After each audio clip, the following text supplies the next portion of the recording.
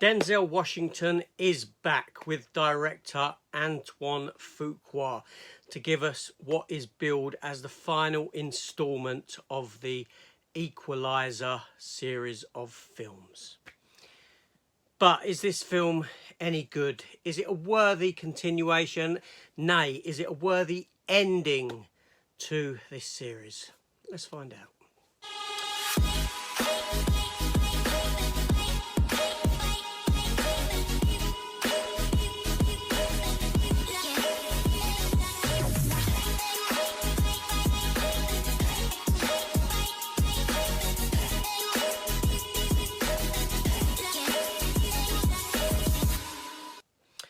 Hello everyone, welcome back to the channel and welcome to my review for Antoine Fuqua's Denzel Washington starring EQUALIZER 3.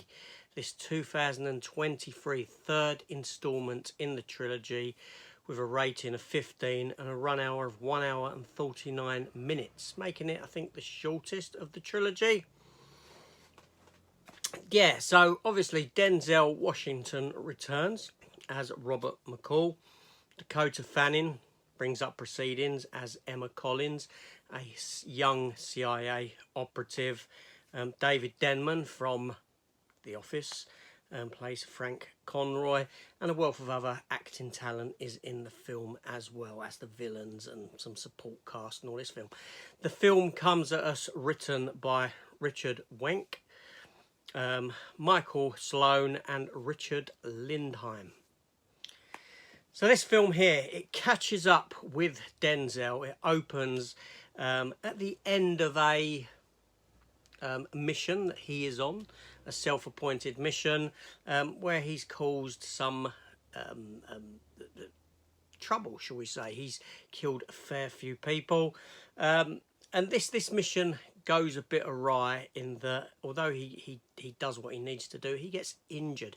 He gets injured and he's close to death's door, but he gets found by a police officer, Italian police officer, who takes him to a doctor that he knows. The doctor repairs him, brings him back to health, and this sees Denzel's character, Robert McCall, kicking around this small Italian, southern Italian town, getting to know its people, coming to find out that there's a bit of trouble going on. There's these individuals that essentially are mafia, and they're running people down for money and this sort of thing, like what they do, protection rackets and all this sort of thing.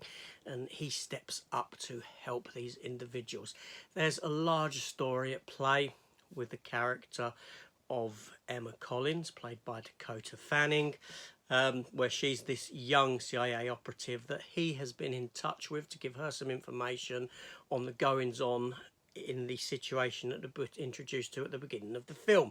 But this does lead into the plot of the larger scale, with a story about the Syrians drug running through Italy with the mafia, potential terrorism links and all this sort of a thing. But it comes down to essentially Denzel having to protect the people of this small town from this cartel, from this mafia cartel. And that's pretty much the story, the basis for the story of the film. I don't really want to go into depth any much further. There are some surprises with characters and this sort of a thing, but you can see the setup with that from a mile off. But is the film any good? That's the primary question we have here. So thankfully, I'm happy to report that I thoroughly enjoyed this instalment in the EQUALIZER set of films. I recently watched 1 and 2, probably just 2 weeks ago, in preparation for this one, and I'm happy to say that this one seems far more focused than what the second one did. The second one I found to be a very unfocused movie. The first one was very focused in what it done, but there were elements of it where characters were dropped and then introduced again at the end, and that didn't sit right with me and this sort of a thing. So potentially this one is on par with the first film. It could possibly be in time that I think that this is the strongest of the trilogy. It puts Denzel's character into a nice place, into a nice position, in a sense that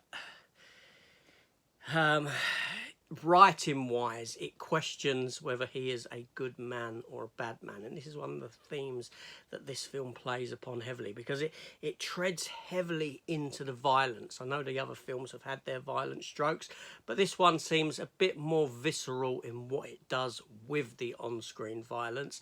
And to be honest, I was quite taken aback in an impressed kind of a way at how far it went with what it did with some of its goings on. For instance, there's a bit where he shoves a gun through a geezer's eye and then starts shooting someone else through the back of this fella's head while the gun is into his eye socket. Things like that. Bit over the top, bit cartoon violence really in a sense, but very violent indeed. So, and I feel that the film played on this heavily because we can then question whether what you're doing is a good act or not a good act, because we know you're doing it for some good, but there's elements of bad in what you're doing, in the way that you're carrying out with what you're doing and this sort of a thing. For me, it had a nice support cast. A lot of the film is in subtitles. A lot of it is spoken in Italian. So that could be an issue for some people. But it was nice to have this different aesthetic. A European small town where life is somewhat slower, somewhat different, a lifestyle that Robert McCall could see himself settling down within. Yeah, and it was nice to see by the end of the film that the actual mission that he was on wasn't a big mission or anything like this. It wasn't to take down some big cartels. He just accidentally came into that kind of a thing. A solid film. I really enjoyed it. Thumbs up. And yeah, and if this is the last one, I'm happy with what we've got.